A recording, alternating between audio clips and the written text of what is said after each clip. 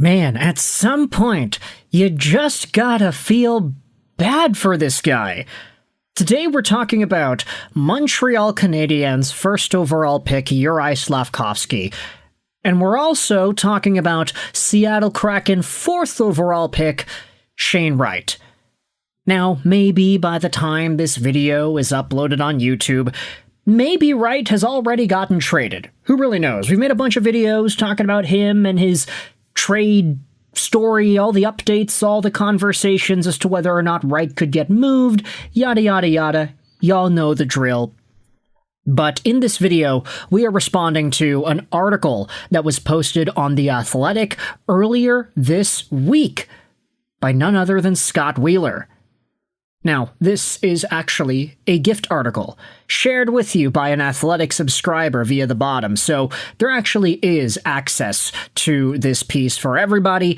It'll be linked in the description if you want to go out there and read. But Wheeler's latest piece on The Athletic talks about NHL prospects that he was wrong about.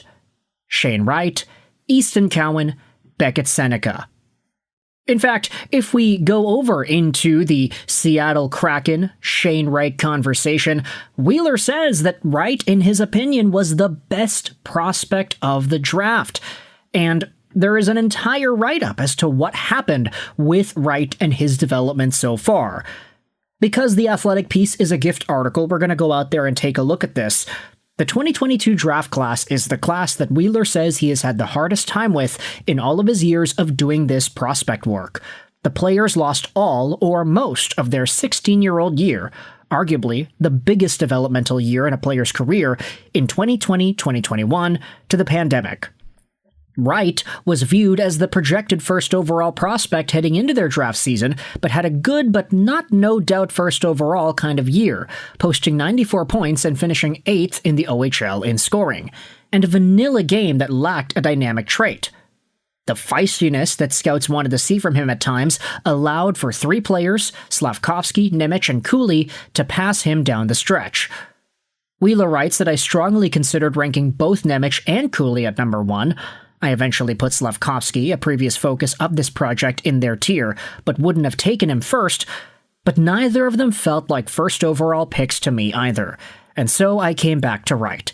He has become a good player, but he may not reach the 30-goal, 70-point ceiling I set for him at the end of my report that season, and Cooley and Slafkovsky are already there, while Wright is in trade rumors. They had the defining attributes you couldn't find in Wright: Cooley's skating, pace, and puck game, and Slafkovsky's sheer size and puck protection too. Now this is where things get really interesting, because this was posted onto the RHAB subreddit, Wheeler's little write-up that seems to have set the tone for Wright and his future.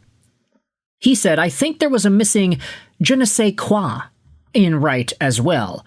I'll never forget the draft combine that year, where Juraj Slafkovsky walked around the hotel in Buffalo like he owned the place, and Wright looked like he was trying to force it, trying to defend the status he once held. There is something to that. The aura with the truly world-class athletes. Goodness, man, Shane Wright just cannot stop getting lumped into these conversations from people talking about his status right now versus his status back in the day. We've got Ben Kuzma of the Vancouver beat going out there and talking about how Shane Wright is an alpha male, unironically putting in his Province article that this guy is an alpha. And now you have Scott Wheeler going out there and saying that Shane Wright lacks the aura to fully command that first overall status.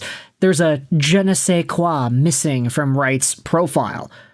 Slafkovsky walked around the hotel in Buffalo like he owned the place. Yeah, I'm not surprised about that, honestly. This is one of the more underrated parts of Juraj Slafkovsky's hockey profile as an athlete and as a human being, it seems, these days. The guy has swag. He has, to, keep it to localized Gen Z terms, he's got swag. And he went out there and made some comments heading into the 2022 draft that showcased that a ton. Even the comments in this Reddit post are going out there and saying Slafkovsky has a swagger about him that we rarely see in hockey. It's refreshing in a league with the most boring athletes imaginable. Huge confidence, appetite for learning, and maybe not a tiny ego. A recipe for success. Another reply says, Wright can't catch a break. Imagine just minding your own business and a journalist says you are missing something and nobody knows what it is. Je ne sais quoi, after all, right? Slafkovsky definitely had aura, though. Remember that comment that he made? I hear Suzuki and Caulfield need a winger. I'm sitting right here, if they want. Gosh, man, like, I get it, there's a certain level of European humor that maybe doesn't translate the most humorous way overseas, but when Juraj Slafkovsky's going out there and saying to the media, like, yeah, Suzuki Caulfield, y'all need a left wing? I'm right here. I'm available. Y'all can take that Shane Wright if you want. He's the projected first overall pick, but I want a challenge and I want to go. We all thought that Shane Wright had a super high ceiling. I was more in the boat of thinking this guy could be like a 90-point player. I was kind of thinking John Tavares, sorta. Maybe not the best foot speed, but definitely some good hockey smarts, skills, and offensive contribution ability. But for Juraj Slafkovsky, he's already a 70-point player, and he looks to be getting even better. He was at 12 points in 19 games in the playoffs. He was over a point per game at the Olympic Games. He was named to the Olympic All-Star team, and he had the most points. Oh no, wait a minute, excuse me. He was the most points and most valuable player in 2022's Olympic Games. Yeah, that's what it was. Yeah, he didn't go out there and beat Connor McDavid this season, unfortunately, but he was on the All-Star team this time around as well. Juraj Slafkovsky, 8.6 games. McDavid had 13 points. Celebrini had 10. So, yeah. Tough loss, eh? For Team Canada.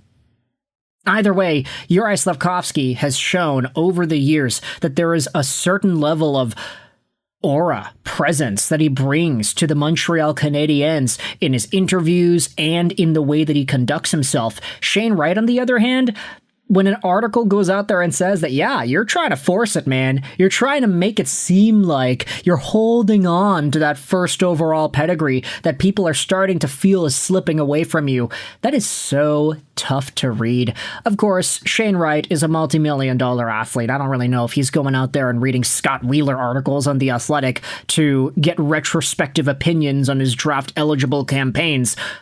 But from Ben Kuzma saying that Wright has that alpha male mentality to him being thrown around in conversations of who is the most aura-less player, I mean, it's certainly a different kind of discourse that we are hearing about Wright nowadays. All the Smoke says, LOL WTF. He should have just called them Chadkovsky and Beta Wright while he's at it. Shane Wright is an alpha male. Didn't you know? I still don't fully believe that he wrote that, and if he did, well, anyone who calls themselves alpha is laughable. His agent wrote it, apparently, according to some of the comments over here. It was in a Vancouver article, so maybe it's not Wright himself. Chadkovsky, though. That's funny. Isn't there, like, a full-on Chad versus Beta, like, whatever meme that's available on the internet? Yeah, this one right here. We could probably go out there and check this and put it in the thumbnail or whatever. Collecting physical media is awesome, though, by the way. Don't let anybody dissuade you from that. My growing Blu-ray collection says otherwise to the memes shared out here online. But with all that said, you can let me know your thoughts in the comment section below. Let me know how you feel about this entire Chadkovsky thing and Beta Wright situation. The fact that Wright doesn't have the same aura that Slafkovsky does. And the fact that we are literally going out here and using all the Gen Z meme keywords when talking about these prospects. Thoughts in the comment section below. I hope you enjoyed this video. And bye.